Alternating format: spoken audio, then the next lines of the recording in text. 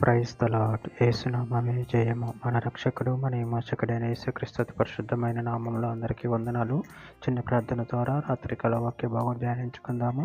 పరిశుద్ధుడా మహాగణుడు అని దేవ యేసయ్య, సర్వాధికారినైనా మీకే వేలాది వందనములు కృతజ్ఞతాస్తుతి స్తోత్రం చెల్లించుకుంటున్నాను దేవరాత్రికాల సమయంలో ప్రభు వాక్య భాగం ధ్యానిస్తుండగా వాక్య భాగం అర్థమాటలు సహాయం చేసి మీ కృపలో బలపరిచి మీకు మాదిరిగా మమ్మల్ని నడిపించమని చిన్న ప్రార్థన యేసునామంలో అడిగి వేడుకుంటున్నాను తండ్రి. Amen amen.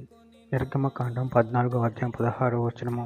నీవు నీ కర్రని ఎత్తి ఆ సముద్రం వైపు నీ చెయ్యి చాపి దాన్ని పాయలుగా చేయము. అప్పుడు ఇశ్రాయేలీయులు సముద్రం మధ్యన ఆరిన నేల మీద నడిచిపోవుదురు. ఆమె దేవుడి వాక్య భాగం దీవించును గాక.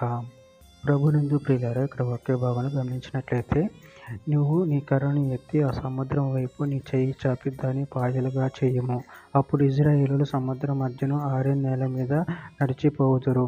అదేవిధంగా వాక్య భాగంలో గమనించినట్లయితే కీర్తన గ్రంథం 56వ అధ్యాయం 3వ వచనంలో, నాకు భయం సంభవించు దినమున నిన్ను ఆశ్రయించుచున్నాను. యెషయా గ్రంథం 41వ అధ్యాయం 10వ వచనము, నువ్వు నా దాసుడు అనియు నేను నిన్ను ఉపేక్షింపక ఏర్పరచుకొంటిననియు నేను నీతో చెప్పి ఉన్నాను. నీకు తోడై ఉన్నాను, భయపడకుము, నేను నీ దేవుడినై ఉన్నాను. దిగులు పడకుము, నేను నిన్ను బలపరుతును. నీకు సహాయం చేయువాడు నేనే. నీతి అయిన నా దక్షిణ హస్తంతో నిన్ను ఆదుకొందును.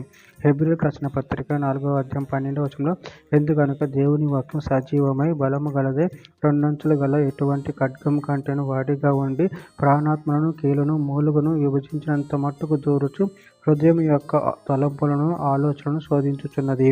కీర్తన గ్రంథం 77వ అధ్యాయం 19వ వచనం, నీ మార్గము సముద్రంలో ఉండెను, నీ త్రోవలు మహాజలములలో ఉండెను, నీ అడుగుజాడులో గుర్తింపబడక ఉండెను. యెషయా గ్రంథం 43వ అధ్యాయం 19వ వచనం, ఇదిగో నేను ఒక నూతన క్రియ చేయుచున్నాను, ఇప్పుడు అది మొలుచును, మీరు దాన్ని ఆలోచింపరా. నేను అరణ్యంలో త్రోవ కలుగు చేయుచున్నాను, ఎడారిలో నదిలో పారజేయుచున్నాను.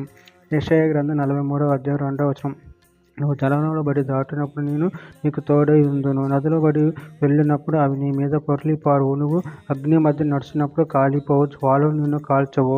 చివరిగా ఒక మాట, రోమీయులకు రాసిన పత్రిక 8వ అధ్యాయం 31వ వచనము, ఎట్లుండగా ఏమందుము, దేవుడు మన పక్షమునుండగా మనకు విరోధి ఎవడు. ఆమె దేవుడి వాక్య భాగం దీవించునుగాక. చిన్న ప్రార్థన చేసుకుందాము. పరిశుద్ధుడ ప్రేమగాని దేవేశైనా మీరు ఇచ్చిన వాక్యదానాన్ని బట్టి ప్రభు కృతజ్ఞతలు చెల్లించుకుంటున్నాను తండ్రి. మీరే మాకు పక్షంలో ఉన్నారు తండ్రి. మీరే నీతిని నీ దక్షిణ హస్తంతో మమ్మల్ని ఆదుకుంటున్నారు ప్రభు. దాన్ని బట్టి ప్రభు కృతజ్ఞతలు చెల్లించుకుంటున్నాను తండ్రి. మీరే మాకు నిరంతరం తోడుగా ఉండి మీ ప్రేమ కృప మమ్మల్ని బలపరిచి స్థిరపరచమని చిన్న ప్రార్థన ప్రభు యేసు నామములో అడిగి వేడుకుంటున్నాను తండ్రి. Amen amen amen.